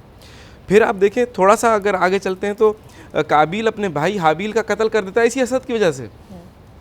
तो ये घर घर की कहानी है, वहाँ से शुरू करें तो ये आज तक जो है ये सिलसिला चलता आ रहा है। इसी तरह से हज़रत यूसुफ़ के भाई हज़रत यूसुफ़ को कत्ल करते हैं या कुएं में फेंक देते हैं, किस वजह से? सिर्फ इसी हसद की वजह से। और फिर अल्लाह रब्बुल इज़्ज़त सूरह यूसुफ़ में बयान फरमाता है कि याद करो यूसुफ़ वो वक्त कि हमने तुम्हें कुएं से बचाया और अज़ीज़ मिस्र बना दिया। क्यों? क्योंकि हज़रत यूसुफ़ को अल्लाह पर तवक्कल था। हमारे साथ मुश्किल ये है कि हमारे साथ अगर कोई बुराई करता है तो हम समझते हैं कि बस ये दुश्मन ये दुश्मन ये दुश्मन, हम ये नहीं सोचते कि इन सब पर एक हावी मेरा एक दोस्त है, वो मेरा परवरदिगार है। और वो परवरदिगार जो है मेरी इन तमाम मुश्किलात में मेरी मदद फरमाता है। जिस तरह हज़रत यूसुफ़ को कुएं से बचाया, फिर कोई एक कारवान को खुदावंद मुताल भेजता है, वो कारवान हज़रत यूसुफ़ को वहाँ से ख़रीद के ले जाता है, मिस्र के बाज़ारों में बेच देता है, और फिर मिस्र के बाज़ारों से बिक कर हज़रत यूसुफ़ अलैहिस्सलाम अजीज़ मिस्र बन जाते हैं। आप अंदाज़ा करें कि खुदा का लुत्फ़ किस तरह से, और फिर बाप की जुदाई, भाइयों की जुदाई, फिर जब भाई आते हैं तो हज़रत यूसुफ़ का फिर किरदार देखें। हमें यहाँ ये सबक सीखना चाहिए। हज़रत यूसुफ़ का किरदार ये है कि अपने भाइयों को माफ़ कर देते हैं, और हम होते तो क्या आया हमने ऐसा सबक सीखा है? हम माफ़ करते या नहीं करते? हम तो अपने शायद उन भाइयों को देखना गवारा ना करते जिन्होंने हमें कुएं में फेंका हो। मगर हज़रत यूसुफ़ की ज़िंदगी देखें, वो जब उनको देखते हैं तो उनसे मोहब्बत करते हैं, उनको अता करते हैं, और इस अंदाज़ में अता करते हैं और इस अंदाज़ में बात करते हैं कि ताकि वो शर्मिंदा भी ना हो। मुहिम ये है कि हम अगर किसी के साथ नेकी भी कर रहे होते हैं तो इतना एहसान जतला के नेकी कर रहे होते हैं कि अगला वो शर्म से पहले ही मर जाए। बिल्कुल। और फिर यही सिलसिला हसद का ये बढ़ता रहा। ऐसा नहीं कि हम कहें कि वहाँ पर किसी ने सबक सीख लिया और उस सबक से सब सबक सीख रहे हैं और जो है ये सिलसिला ख़त्म हो चुका है। नहीं, वही सिलसिला चलता हुआ आया, और रसूल खुदा सल्लल्लाहु अलैहि वसल्लम फरमाते हैं कि ये हसद एक ऐसी बीमारी है कि जिस तरह एक सूखी लकड़ियों को एक आग की चिंगारी पूरी लकड़ियाँ जितने भी अंबार क्यों ना हो सबको जला के रख देगी, इसी तरीके से हमारी जितनी भी नेकियां हो सिर्फ इस एक हसद की वजह से आपकी पूरी की पूरी नेकियां जल जाती हैं। होगा क्या कि महशर के मैदान में कि जब हमने किसी का अगर हक खाया हो तो अल्लाह रब्बुल इज़्ज़त सबसे पहले तो चूँकि रसूल खुदा फरमाते हैं कि मुझे ताज्जुब होता है उस शख्स पर जिसके पास इतनी नेकियां हों, इतनी नमाज़ें हों, इतनी रोज़े हों उसके पास, मगर क़यामत के मैदान में मुफलिस हो, खाली हाथ हो। कहा खाली हाथ? जब साहबा ने पूछा कैसे खाली हाथ हो सकता है जब इतनी नेकियां उसके पास हों? कहा वो इस वजह से कि उसने लोगों के साथ हसद किया था, लोगों का हक खाया था। अब जब महशर के मैदान में इसके पास नेकियां तो बहुत हैं, जिनका हक खाया था उनके पास नेकियां नहीं थी। फिर अल्लाह ने इसकी उन नेकियों के उनके जो हसद किया था उस हसद के बदले में, या जो हक खाया था उस हक के बदले में, चूँकि इसके पास वहाँ पर इन नेकियों के अलावा कुछ नहीं है, अल्लाह इसकी नेकियाँ उनको दे देगा। जितने दावेदार होंगे वो जितने दावेदार होंगे आहिस्ता आहिस्ता सब लेते हुए चले जाएंगे। आखिर में अगर कोई मजीद दावेदार बच गए और इसके पास नेकियां ख़त्म हो चुकी हैं तो फिर अल्लाह उनके गुनाह इसके गर्दन में डाल देगा। और फिर ये बंदा जो इतनी नेकियों के साथ गया था अब ये जहन्नुम की तरफ जा रहा होगा, और वो लोग जो नेकियों के साथ नहीं आए थे मगर वो फिर जन्नत की तरफ जा रहे हैं। अच्छा, आपने देखी होगी एक चीज़ जो अमूमन हम नोटिस करते हैं कि मर्द के मुकाबले औरत से हसद कर रही होती है। एक औरत ही औरत से हसद कर रही होती है। देखिए औरत चूँकि औरत अल्लाह ने रसूल खुदा सल्लल्लाहु अलैहि वसल्लम की एक हदीस मुबारक है कि औरत एक फूल की मानंद है जी। और फूल ऐसा नहीं है कि मतलब अपने खिलकत के मराहिल के अंदर कोई नाकिस है, नहीं, नाकिस नहीं है, वो कामिल है मगर फूल की मानंद है। अब होता ऐसा है कि इस फूल को थोड़ी सी भी गर्मी लग जाए, सर्दी ज़्यादा लग जाए, पानी ज़्यादा लग जाए तो ये जल्दी मुरझा जाता है, ये जल्दी इसको नुकसान पहुंच जाता है। तो होता ऐसा है कि जब ख़वातीन के अंदर ये जो हसद का सिलसिला है ये कुछ इसलिए ज़्यादा है कि इफ़ेक्ट बहुत जल्दी होती हैं एक दूसरे से, ज़ाहिर ज़्यादा होती हैं, तो फिर वो जो ये अंसर है ये भी बढ़ जाता है और फिर इफ़ेक्ट भी बहुत जल्दी हो जाता है उसका। मर्दों के अंदर हम बहुत सारी चीज़ें सुन भी लें तो हम हल्का ले लेते हैं। कभी सुना ही नहीं कि कोई मर्द एक दूसरे मर्द से हसद करता हो, पता नहीं, मैंने नहीं सुना अपनी आपने औरत का ये होता है, ऐसा नहीं कि नहीं होता मगर हम हल्का लेते हैं उस चीज़ को। हम कहते हैं कुछ नहीं है, हो सकता है, इग्नोर कर देते हैं। मगर ख़वातीन जो है वो इग्नोर नहीं करती, इग्नोर बहुत कम करती हैं, वो सेंसिटिव ज़्यादा होती हैं चूँकि नाजुक हैं, जी जी सेंसिटिव हैं। हाँ। तो फिर जिसकी वजह से उनको ज़्यादा एहसास होता है कि शायद हम मुझसे ज़्यादा हसद हो रहा है। अच्छा, मैं बिल्कुल साद भाई की तरफ आती हूँ कि साद भाई जैसे मैंने अभी औरत से हसद वाला एक सिलसिला मैंने बात इनसे की, इलामा साहब से, मैं बस यही कहूँगी कि ये जो हसद का मामला है भले मुतासिर होती हैं और वो एक अलग टॉपिक, एक अलग बात है बिल्कुल जो की इलामा साहब ने, लेकिन ये एक अच्छी चीज़ तो नहीं है। जी बिल्कुल, हसद के हवाले से मैं आपको एक बात कहूँ कि हसद एक ऐसी, मैंने पहले ही डिफ़ाइन कर दिया, एक रश्क होता है, एक हसद अभी होता है। औरत जी मैं यही बात मैं पहले डिफ़ाइन कर दिया, एक रश्क होता है, एक हसद होता है। जी। अगर हम इस्लामिक पॉइंट ऑफ व्यू में देखें तो सहाबा कराम की बात हो या अहले बैत कराम की बात हो, वहाँ मामलात रश्क थे, दीनियात में। जी। लेकिन हसद जो है ये हसद ये है कि एक नेगेटिविटी है, इसको हम नेगेटिव एक जज्बा है। अब आप कहें कि हसद का ख़त्म हो जाए, आप ये हल की बात करें, हल तो इसमें एक ये हो सकता है कि इंसान अपने आप को एक कमरे में बंद कर दो, कहे कि मैं बाहर कहीं ना निकलूं और मैं कहीं जॉब भी ना करूं ताकि लोग मुझे देखें और हसद भी ना हो, या तो ये हल है, ये हो नहीं सकता।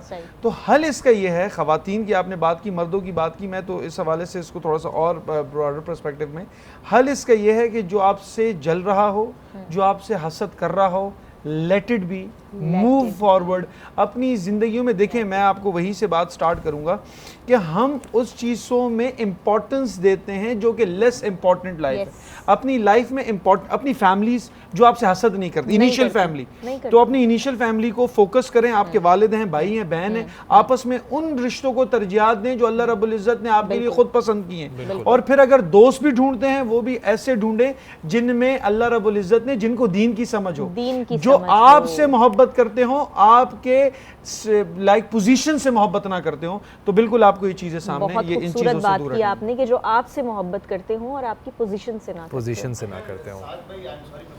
जी। अगर दोस्त और प्यार अपनों से छोटों में, गरीब में, फ़कीर में ढूंढा जाए ना, तो मुझे ऐसा लगता है कि वो असल दोस्त और प्यार मिलेगा। ये सच है। बिल्कुल सही जलाल आपने भाई, भी बहुत खूबसूरत बात की। और हम इस प्रोग्राम को कंटिन्यू करेंगे इस डिस्कशन के साथ। देखते रहिए बराने रहमत। मिलते हैं एक छोटे से ब्रेक के बाद। एक बार फिर खुशामदीद। इफ्तार का वक्त बहुत ही थोड़ा सा रह गया है, लेकिन हमारे साथ हमारे उलमा कराम यहाँ पे मौजूद हैं। देख रहे हैं आप बराने रहमत। नूर भाई, अभी इसी हवाले से बात हो रही थी, ख़वातीन को लेके हो रही थी। अभी आपने कहा कि इंटेंशनली अनइंटेंशनली किसी के भी हवाले से बात हो जाए, आप उससे जाके भी आप माफ़ी मांग लें एक बड़े ज़र्फ़ के साथ। लेकिन जैसे आप माफ़ी मांग रहे हैं, उसका भी बड़ा ज़र्फ़ होना चाहिए कि वो भी आपको माफ़ कर दे। अभी एक इंसिडेंट हुआ साथ भाई, एक बड़ी नामवर एक एक्टर हैं, उन्होंने ये फ़ील्ड छोड़ दी, तो वो अब बिल्कुल इस्लाम की तरफ हो गई हैं, वो अब इस फील्ड का हिस्सा नहीं है।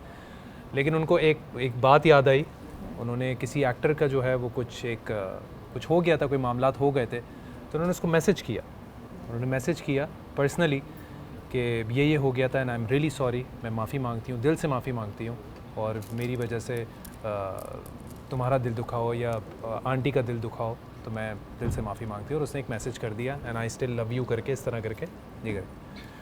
उसने उस पर्सनल मैसेज को उठा के पब्लिक पे लगाया, पब्लिक पे लगा के कि जब तुमने जो चीज़ पब्लिकली की थी तो ये माफ़ी भी फिर पब्लिकली इस चीज़ को करो।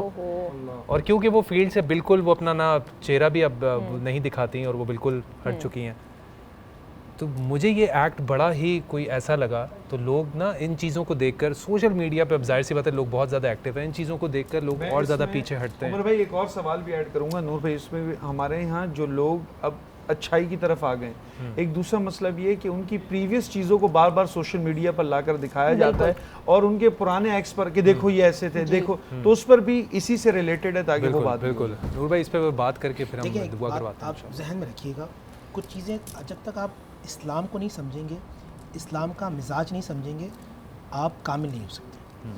हसद से बचे कैसे? हसद से उस वक्त बचेंगे कि जब आप अपने बच्चों, जब बच्चा पैदा होता है वो एक कोरा कागज़ होता है, आप चाहे उसमें नफ़रत लिख दें चाहे उसमें मोहब्बत लिख दें। हसद करना माँ बाप सिखाते हैं कि तुम्हारी माँ कहे कि तुम्हारी फुप्पो ऐसी हैं, तुम्हारी फ़लाँ ऐसी हैं, बच्चा सीख रहा है। वो कहे, बाप कहे कि तुम्हारे ननियाल वाले ऐसे हैं, सीख रहा है। जेलसी बच्चों को बच्चों के ज़रिए कराई जाती है। वो देखो वो इतने अच्छे नंबर लेता है, तुम क्यों नहीं लेते? बच्चों में नफ़रत माँ बाप डालते हैं। एक सब बच्चा, मिसाल दे रहा हूँ, बच्चा, माँ और बाप जा रहे हैं, बच्चा गरीब को देख रहा है और माँ बाप कहें कि देखो ये गरीब है, पढ़ा नहीं, इसने जाहिल है, ये तुम ऐसे नहीं बनना। ये एक जाविया है। आइए दूसरा जाविया ये, बेटे तुम्हें पढ़ लिख कर ऐसे लोगों का मददगार बनना है। क्या बात, ये एक जाविया क्या बात है, तो क्या बात। हसद, बुग़्ज़, अदावत, नफ़रत माँ बाप डालते हैं। वो चाहें तो दिल में मोहब्बत डाल दें, रहमत डाल दें, उल्फत डाल दें। बच्चा अब जो देखेगा उससे साफ नज़र आएगा, उसके आँख में चश्मा मोहब्बत का नफ़रत करें, उसकी आँख में चश्मा रश का हसद करें। माँ बाप बैठ के कहें कि बेटा ये गाड़ी जा रही है ना, अल्लाह ताला इसको अता करे, और दुआ मांगो अल्लाह तुम्हें भी अता करे। हसद ये होता है कि सामने वाले की इज्जत ज़ाइल हो जाए, नेमत ज़ाइल हो जाए, गाड़ी ख़त्म हो जाए, घर बर्बाद हो जाए, शोहरत तबाह हो जाए, रश ये होता है अल्लाह इसको मज़ीद अता फरमाए और अल्लाह ताला इसके वजह से मुझे भी अता फरमाए, तो अब नेमतें घटती नहीं बल्कि बढ़ती चली जाती है। ये बात माँ बाप सिखाते हैं। बंद कमरे में चलें ये सोल्यूशन नहीं है, दुनिया में आए और दुनिया को अपने अंदर न लाए ये सोल्यूशन है। दुनिया में जिए, सबको बांटें, ये सोल्यूशन है। जहाँ नफरत बांटें या मोहब्बत बांटें, मोहब्बत बांटते चले आएंगे तो जो मोहब्बत वाला है उसके करीब हो जाएंगे। नफरत इबलीस से है, नफरत इबलीस से, हसद इबलीस से, अदावत इबलीस से।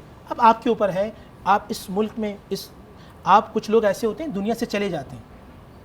मैं मिसाल देता हूँ, अमजद साहब हमारी फील्ड का नहीं था, हमारी तरह आलिम नहीं था, मगर हमारे साथ बैठता था, उसकी मोहब्बत थी, उसका अखलाक था, उसका किरदार था, आज तक दिलों में ज़िंदा है। लोग मर जाते हैं, शख्स मर जाता है, शख्सियत जिंदा रहती है। शख्सियत बन के रहो, शख्स बनोगे ख़त्म हो जाओगे, कब्र में चले जाओगे। तो ये कब्र कभी तसव्वुर में ना, मैं आप हम सब, मैं नाज़रीन से, क्योंकि दुआ का वक्त है, देखें कभी कब्र को देखा आपने? कब्र को ऐसे देखें मिसाल के तौर पे, ये कब्र है ना, इस पर स्लेब डाल दी है, अगर कब्र को सीधा कर लें ऐसा लगता है ये गेट है। अब ये गेट है, अब आपके हाथ में, ये दुनिया में रहते हुए इस गेट के अंदर जन्नत आप बनाए या दोज़ख आप बनाए। अगर दिलों में मोहब्बत करने वाले हैं और आपका एटीट्यूड ऐसा था, तो जाने के बाद भी, मरने के बाद भी लोग कहेंगे अच्छा था। मेरे नबी ने फरमाया, जनाजा जा रहा था, लोगों ने कहा नेअमुल अब्द, अच्छा आदमी था। हुजूर ने फरमाया वजबत, वाजिब हो गई। एक और जनाजा गुजरा, बेसुल अब्द, बुरा आदमी था। हुजूर ने फरमाया वजबत, वाजिब हो गई। फिर साहबा ने पूछा रसूल अल्लाह क्या वाजिब? फरमाया इतने लोग इसके बारे में गवाही दें अच्छा है तो अल्लाह अच्छा कर देगा, और लोग कहें कि बुरा था तो अल्लाह सुब्हानहू व तआला मोमिनीन की ज़बान की लाज रखते हुए इसे बुरा करे। आमाल होते हैं। तो आज खुदा का वास्ता इस रमज़ान ट्रांसमिशन एक मैसेज मैं ये देता हूँ, खुदा के वास्ते अपने बच्चों के सामने नफ़रत का बीज ना बोएं, उसके सामने हसद ना करें, अदावत ना करें, नफ़रत। ये सीना, इस सीने में या तो मदीना होगा या मुस्तफ़ा का मदीना होगा। अब बच्चे के दिल में आप नफ़रत खुद डालेंगे, हसद खुद डालेंगे, अदावत खुद डालेंगे। और एक आखिरी मैसेज, खुदा का वास्ता, रमज़ान शरीफ अगला मरतबा है ना, ताकि इस कोशिश करें इसी मरतबा सूरह हुजरात को समझ कर पढ़ें। सूरह हुजरात के अंदर बताया गया कि मोमिनीन का मजाक नहीं उड़ाना चाहिए। सूरह हुजरात में बताया गया आदाब ज़िंदगी कैसी होनी, बग़ैर किसी को। हमारे क्या होता है, मैंने सुनी सुनाई बातें आगे फैला दी, अरे उमर तो ऐसा है, साद ऐसा है, अरबाब साहब ऐसे हैं। सुनी सुनाई की बातों में कुरान ने सूरह हुजरात में फरमाया मुनाफिक है। और मुनाफिक जानते हैं 3 दर्जे, यानी कि दर्जे जहन्नुम के, असफला साफिरीन, सबसे निचला दर्जा जहाँ जहन्नुम कैसी पता है आपको? जहन्नुम को सुई के नोक के बराबर खोल दें। कितना? सुई के नोक के बराबर खोल दें। हदीस में अल्लाह के नबी ने फरमाया पूरी कायनात पिघल के ख़त्म हो जाए। और जो जहन्नुम की सड़ांध होगी उसको एक बूंद अगर जहन्नुम में, इस दुनिया में डाल दें, दुनिया पिघल के ख़त्म हो जाए। दुआ करते हैं अल्लाह ताला मुझे और आपको जहन्नुम से बचाए, अल्लाह ताला हम सबको जन्नत के रास्ते बनाए। अल्लाहुम्मा सल्लि व सल्लिम अला सय्यिदिना व मौलाना मुहम्मद व अला आलिहि व अस्हाबिहि सय्यिदिना व मौलाना मुहम्मद मादिनिल जुदी वल करम। या अल्लाह या रहमान या रहीम, रहम करने वाले रब्बे करीम हम सब पर रहम फरमा, करम करने वाले रब्बे करीम हम सब पे करम फरमा। ऐ अल्लाह हमारे दिलों की नफरतों को दूर फरमा। ऐ अल्लाह हसद का मादा हमसे ख़त्म फरमा, हसद के हमें मोहब्बत करने वाला दिल अता फरमा, तेरी याद में मामूर रहने वाला दिल अता फरमा। ऐ अल्लाह तेरे लिए अच्छे अल्फाज अदा करने वाली ज़बान, तेरी मखलूक के लिए मोहब्बत बांटने वाली ज़बान अता फरमा। ऐ अल्लाह तू जिस काम से राज़ी होता है हमें वो काम करने वाला बना, और जिस काम से तू नाराज़ होता है अल्लाह हमें उन कामों से बचने की तौफीक अता फरमा। ऐ अल्लाह हमारे दिलों को नूर से मुनव्वर फरमा। इस रमज़ान की बरकत से, इस वक्त की बरकत से जो बीमार हैं ऐ अल्लाह उन्हें शिफाए कामला अता फरमा। जो बे औलाद हैं साहिब औलाद फरमा, जो बेरोज़गार हैं साहिब रोज़गार फरमा, जिनका रोज़गार है अल्लाह उनके रिस्क में बरकतें अता फरमा। ऐ अल्लाह हम सबको हासिदीन की हसद से बचा, शैतान के शर से बचा, जादू टोने के मकरो फरेब से बचा, दिन और रात के फितरों से बचा, ज़मीनी आसमानी नाहगानी आफत मुसीबत हादसात से महफूज फरमा। ऐ अल्लाह हम सब पर रहम व करम की बारिशें अता फरमा, हमारे मरहूमीन की बख्शिश व मग़फ़िरत फरमा, मुल्क पाकिस्तान को इस्तेहकाम अता फरमा, दुश्मनाने पाकिस्तान को नेस्त व नाबूद फरमा। अल्लाहुम्मा या हल्लल मुश्किलात, अल्लाहुम्मा या क़ादियल हाजात, अल्लाहुम्मा या मुसब्बिबल अस्बाब, रब्बना आतीना फ़िद दुनिया हसना व फ़िल आखिरी हसना व क़िना अज़ाबन नार। व सल्लल्लाहु मुहम्मदिही व आलिही व अस्हाबिही अजमईन बिरहमतिका या अरहमर राहिमीन बिहक़्क़ि ला इलाहा इल्लल्लाह मुहम्मद सल्लल्लाहु अलैहि वसल्लम।